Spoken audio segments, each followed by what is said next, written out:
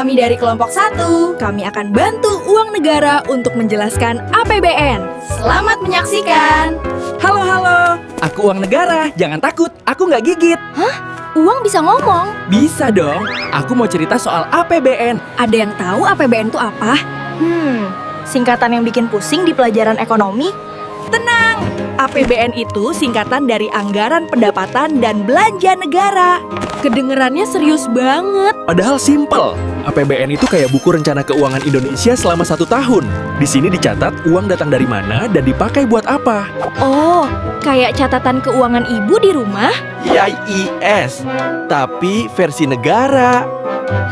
Benernya siapa sih yang bikin APBN? APBN disusun oleh pemerintah, dipimpin presiden. Sendirian. Enggak dong, ada Kementerian Keuangan dan kementerian lain. Terus DPR ngapain? DPR membahas dan menyetujui APBN. Kalau DPR nggak setuju, dibahas ulang sampai sepakat. Uang APBN asalnya dari mana aja? Banyak. Yang paling utama dari pajak. Pajak kendaraan, pajak penghasilan. Betul, selain itu ada bea cukai dan penerimaan negara lainnya. Bayar pajak itu bentuk kontribusi ke negara. Berarti waktu orang bayar pajak. Aku datang, tapi bukan buat jajan ya.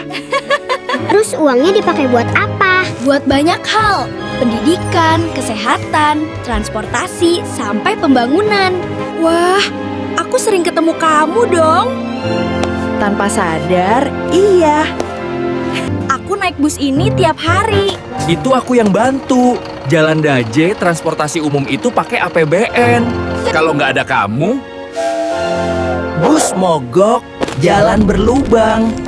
Kalau sekolah, Gedung sekolah, buku, bantuan pendidikan, sampai gaji guru, aku ikut bantu.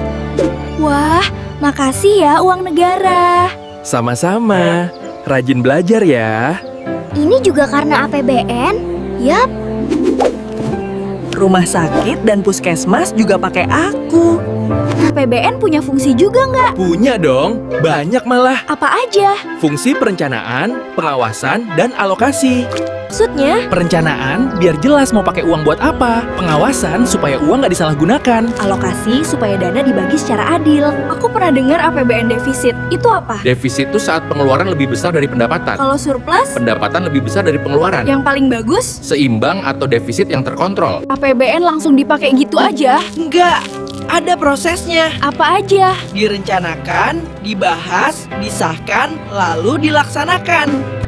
APBN bisa berubah karena kondisi bisa berubah, misalnya bencana, krisis, atau kebutuhan mendesak. Jadi negara harus menyesuaikan supaya tetap tepat sasaran. Terus siapa yang mengawasin APBN? Ada BPK yang memeriksa penggunaan uang negara. Kalau ada masalah, Bisa dilaporkan dan diperbaiki. APBN juga buat masa depan. Bangun sekolah, jalan, dan layanan. Supaya generasi berikutnya hidup lebih baik. sekarang aku makin paham. APBN penting untuk Indonesia. APBN penting untuk Indonesia. Sekian dari kelompok kami dan terima kasih. Dadah guys.